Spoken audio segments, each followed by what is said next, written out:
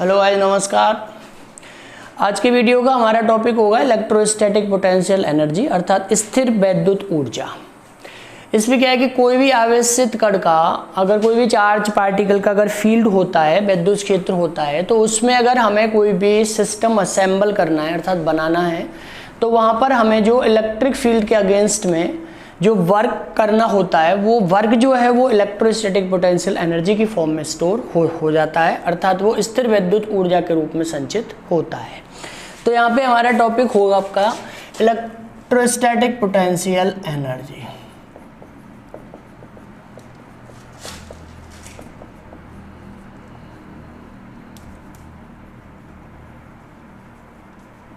स्थिर वैद्युत ऊर्जा।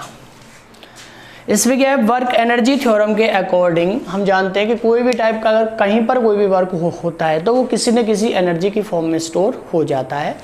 तो यहाँ पर अगर मैं मानता हूँ कि हमारे पास में कोई भी सोर्स चार्ज पार्टिकल अर्थात ऐसा कोई भी आवेशित कण जिसका एक क्षेत्र है, अगर ये Q1 है और इससे दूरी r पर कोई भी पॉइंट अगर P है और यहाँ पर अगर हमें कोई भी चार्ज पार्टिकल Q2 को अगर इस जगह पर असेंबल करना है या शिफ्ट करना है तो इसको बोलते हैं हम टेस्ट चार्ज अर्थात परीक्षण आवेश यहाँ से, ठीक है ना। तो यहाँ पर P पॉइंट पर जो पोटेंशियल होगा विभव P पर Q1 के कारण विभव का जो मान आएगा यहाँ पर V की वैल्यू आपकी आ जाएगी 1/4 pi epsilon not Q1 upon में R के बराबर, ठीक है ना। अब यहाँ से ये जो आपका टेस्ट चार्ज है परीक्षण आवेश है, अगर इसको इस बिंदु पर शिफ्ट करना है तो वर्क डन, ठीक है ना, किया गया कार्य इज इक्वल टू होता है उस पॉइंट पर potential into amount of charge Q2 आवेश का मान। तो यहाँ पे कार्य is equal to 1/4 pi epsilon naught और यहाँ से आपका Q1 upon R into Q2। तो ये जो आपका वर्क डन है यही आपका वैद्युत स्थिर वैद्युत ऊर्जा के रूप में संचित होगा अर्थात ये यहाँ पर आपकी इलेक्ट्रोस्टैटिक पोटेंशियल एनर्जी होगी। अगर यहाँ पर बहुत सारे चार्ज पार्टिकल्स के कारण अगर हमें स्थिर वैद्युत ऊर्जा निकालनी है तो यहाँ पे लिख सकते हैं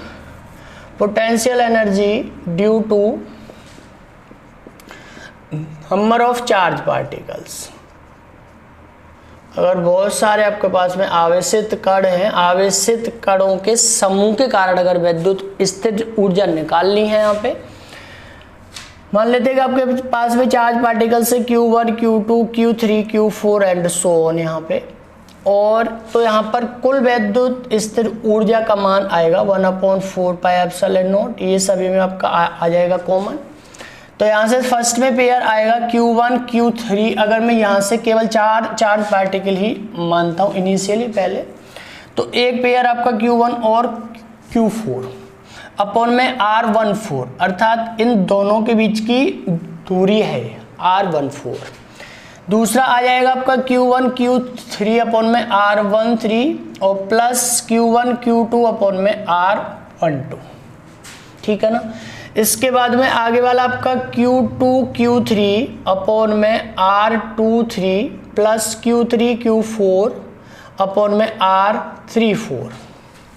और इसके बाद में आपका लास्ट में बच जाता है कौन सा आपका Q2 प्लस Q4 अपॉन में R24। ये आपकी कुल वैद्युत स्थिर ऊर्जा होगी अर्थात टोटल इलेक्ट्रोस्टैटिक पोटेंशियल एनर्जी। यहाँ पर क्या है कि ये जो Q1 है इसके साथ में पेयरिंग में आ रहे हैं आपके चार्ज पार्टिकल आ रहे हैं 3 Q2, Q3 एंड Q4 अर्थात इस चार्ज पार्टिकल को Q1 को अगर हमें किसी भी फील्ड में अगर हमें शिफ्ट करना है, असेंबल करना है, तो वहाँ पर Q4 के कारण वर्क डन प्लस Q3 के कारण और प्लस Q2 के कारण अर्थात जितने भी वर्क डन है कुल टोटल वर्क डन हमें सभी जो चार्ज पार्टिकल्स के जो पेयर हैं अर्थात जोड़े हैं वो सब हमें ऐड करने होते हैं यहाँ पे, ठीक है ना। अब यहाँ पे इसके बाद में आ जाता है नेक्स्ट वन पॉइंट, और एक पॉइंट आपका यहाँ पर ये है कि यहाँ पर क्योंकि ये जो एनर्जी है ऊर्जा स्केलर क्वांटिटी है तो यहाँ पर ये चीज भी आपको ध्यान में रखना है कि the sign of charge each must be mention अर्थात जो इन आवेशों के जो मान मतलब जो जैसे कोई अगर पॉजिटिव है नेगेटिव है तो वो सारे साइन यहाँ पे इंडिकेट होने चाहिए। अभी यहाँ पे इस वाले इक्वेशन में हमने केवल चार्ज की अमाउंट को इंट्रोड्यूस किया है। अगर जैसे हम मान लेते हैं कि Q1 का मान आपका 4 माइक्रो कूलाम है यहाँ पे और Q2 का मान आपका -6 माइक्रो कूलाम है, तो यहाँ पर ये आपका Q1 और Q2 वाला जो पॉइंट आएगा यहाँ पे आपका 4 इंटू -6 अर्थात यहाँ पर -24 इंटू 10 टू दी पावर -12 यहाँ पर ये वाला साइन जो वो इंडिकेट होगा, क्योंकि यहाँ पर work done by the system और work done on the system. तो जो ओवरऑल जो वर्क डन होगा यहाँ पे कुल टोटल जो कार्य होगा वो उस पूरे सिस्टम की जो है वो वैद्युत स्थिर ऊर्जा के बराबर में होगा। और एक चीज मैं यहाँ पर इंपॉर्टेंट और आपको बताता हूं कि potential energy is not localized, अर्थात ये कोई भी एक बिंदु की होने के बजाय and it is distributed in all over the field, in all over the field अर्थात ये पूरे क्षेत्र में फैली हुई अर्थात वितरित होती है। यहाँ पे कोई भी एक पर्टिकुलर पॉइंट की होने के बजाय अगर यहाँ पर हमें Q1, Q2 और Q3 और Q4 का अगर पूरा एक सिस्टम बनाना है वहाँ पे, तो हमें सबसे पहला पॉइंट क्या है कि जितने भी एक चार्ज पार्टिकल्स का दूसरे चार्ज पार्टिकल्स के पेयर में जितने भी पेयर बनते हैं अर्थात जो भी वर्क होता है, ये आपका क्या है कि Q1 का Q4 के कारण वर्क है, ये Q1 का Q3 के कारण वर्क है और ये Q1 का Q2 के कारण वर्क है। जो ओवरऑल जो वर्क डन होगा उसका जो एल्जेब्रिक सम होगा वो उस पूरे सिस्टम की वैद्युत स्थिर ऊर्जा अर्थात इलेक्ट्रोस्टैटिक पोटेंशियल एनर्जी के बराबर होगा यहाँ पे, ठीक है ना। अगर मैं इस चीज को ऐसे लिखना चाहता हूँ यहाँ पे तो we can summarize it as, यहाँ पर इसको हम ऐसे भी लिख सकते हैं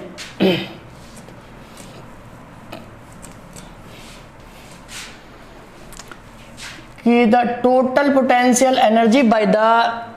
नंबर ऑफ चार्ज पार्टिकल्स अगर n है अपने पास में तो u will be equal to 1/4 pi epsilon naught, और यहाँ से आपका समेशन ऑफ यहाँ से आ जाएगा qi मान लेता हूँ और qj अपॉन में rij, ठीक है ना। यहाँ से आपका क्या है कि ऑल पेयर्स जितने भी जोड़े आएंगे वो आपको सब लिखने पड़ेंगे and i is not equal to j। यहाँ पे ये आपका टोटल क्या है एक्सप्रेशन फॉर द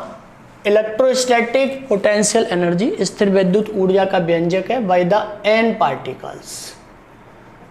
और यहाँ से आपका n पार्टिकल्स है और यहाँ से आपकी i और j की वैल्यू जो है वो 1 से स्टार्ट होकर के n तक जाती है। अब अगर इसको मैं यहाँ पे और इसकी एक दूसरी फॉर्मेट में अगर मैं लिखना चाहूँ तो यहाँ पे लिख सकता हूँ कि 1/2 of 1/4 pi epsilon not summation of यहाँ पे i will go from 1 to n and j will also go from 1 to n and यहाँ पे आपका qi और qj अपॉन में rj। यहाँ पे 1/2 जो मैंने स्टेप किया है यूज ये इसलिए से हुआ है क्योंकि यहाँ पर एक पेयर जो है वो 2 बार आएगा कि अगर आप i की वैल्यू 1 मानते हो j की वैल्यू 2 है, फिर अगर आप i की वैल्यू 2 है तो j की वैल्यू 1,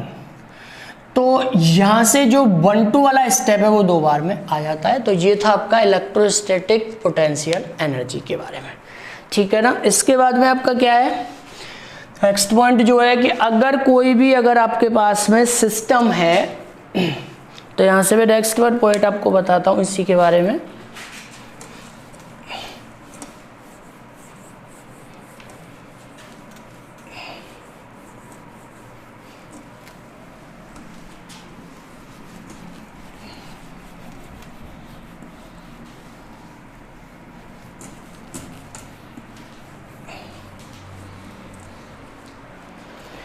यहाँ से आपका नेक्स्ट पॉइंट आ जाता है कि अगर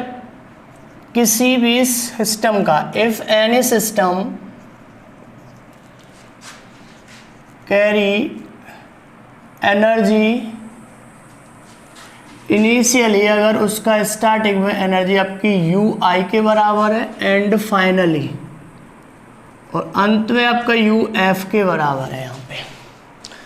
तो इनिशियल अर्थात आरंभिक स्थिति से उसको अंतिम स्थिति में अगर आपको शिफ्ट करना है तो यहाँ से वर्क डन जो होगा, work done will be equal to change in energy, तो it will be equal to U F minus U I के बराबर।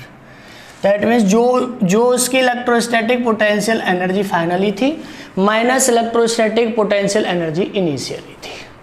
तो ये था आपका इलेक्ट्रोस्टैटिक पोटेंशियल एनर्जी का एक्सप्रेशन। और यहाँ पर दूसरा पॉइंट, ये आपका फर्स्ट पॉइंट था, दूसरा पॉइंट क्या है कि एट इन्फिनिटी अनंत पर जो है वो आपकी जो इलेक्ट्रोस्टैटिक पोटेंशियल एनर्जी है वो हम जीरो एज्यूम करते हैं अर्थात मानते हैं। अगर आपको यहाँ से अगर कोई भी सिस्टम को असेंबल करना है अर्थात बनाना है तो वहाँ पर आपका work done will be equal to, यहाँ से आपका अगर हो जाएगा यहाँ पे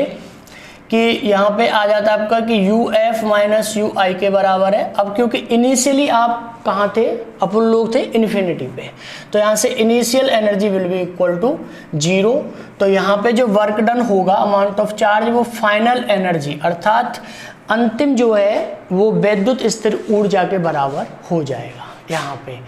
ये आपका कब है केस कि जब आपको कोई भी जो सिस्टम है वो असेंबल करना है अर्थात बनाना है,